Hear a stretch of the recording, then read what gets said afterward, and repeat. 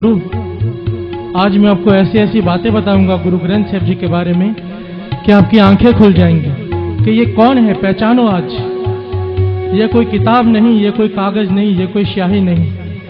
बाबा आनंद सिंह जी महाराज वचन किया करते थे, मेरी जबान सड़ जाए अगर मैं ये कहूं कि ये किताब है। कहते थे मेरी आंखों से देखो, कहते थे मेरी आंखों से देखो, एक एक अक्षर गुरु नानक बोल रहा है, एक एक अक्षर। अमेरिका के कैलिफोर्निया में एक लाइब्रेरी बनी हुई है, दुनिया की सबसे बड़ी लाइब्रेरी। ध्यान दीजिए साथियों,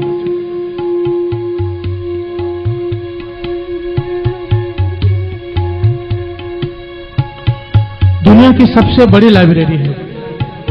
इतनी बड़ी कि अंदर छोटी छोटी गाड़ियां चलती हैं, जो गोल्फ कोर्स में चलती है ना गाड़ियां, लोग उसमें चलते हैं क्योंकि इतनी बड़ी लाइब्रेरी है। जितनी भी किताबें दुनिया में आज तक बनी हैं वहां पर हैं। महापुरुषों ने बताया कि उन्हें एक वक्त कैलिफोर्निया में कीर्तन करने जाना पड़ा, तो कुछ संगत ने बेनती की आप उस लाइब्रेरी में जाकर देखो, आप हैरान हो जाओगे। कहने लगे ऐसी क्या बात है लाइब्रेरी में।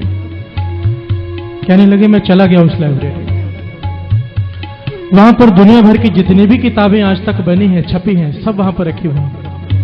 और किताबों के हिसाब से जितनी कीमती कोई किताब है उसको उस फ्लोर पर रखा गया है। नीचे आम किताबें, फिर स्कूल की किताबें, फिर महापुरुषों की लिखी हुई किताबें, फिर दुनिया के धर्म ग्रंथ, और सबसे टॉप फ्लोर में श्री गुरु ग्रंथ साहिब जी का प्रकाश है पलंग के ऊपर साथ।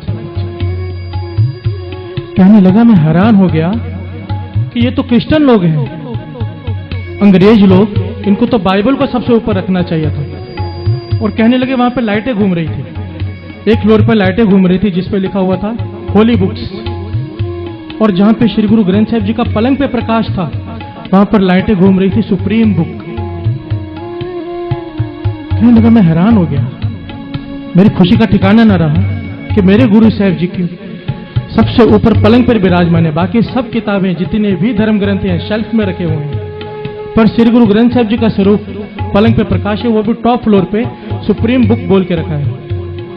तो कहने लगा मैंने मैनेजर को बुला लिया और बेनती की मुझे बताओ कि आपने यहां पर बाइबल क्यों नहीं रखी, और भी धर्म ग्रंथ हैं, आपने श्री गुरु ग्रंथ साहिब जी को इतना सत्कार कैसे दिया। कहने लगे हम यहां पर जो भी किताब को जो सत्कार देते हैं इस आधार पर नहीं देते कि ये किस धर्म का है, इस आधार पर देते हैं साइंटिफिक तौर पे प्रूव हो जाए जो लिखा है वो सच है। तो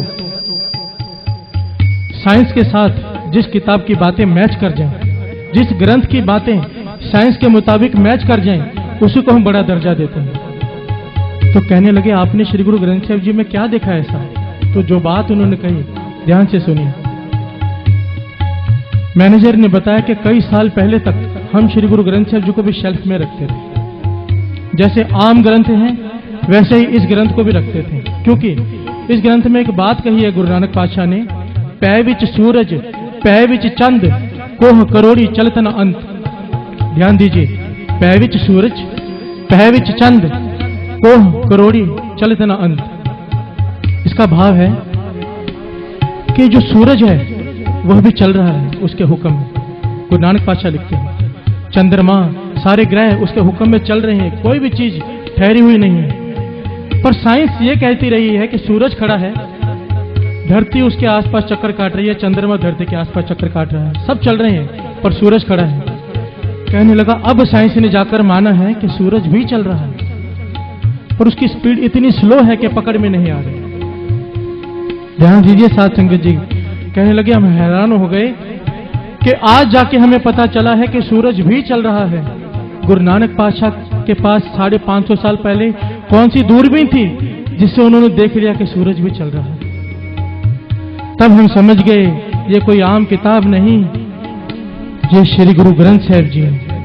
एक बार प्यार से बोलिए धन श्री गुरु ग्रंथ साहिब जी। जिस आदमी ने आज तक इसे किताब समझने की गलती की है ना, जिसने भी इसे किताब समझा है बहुत भारी दुख उठाया है साथ।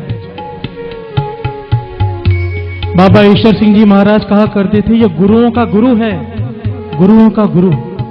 तो किसी ने पूछा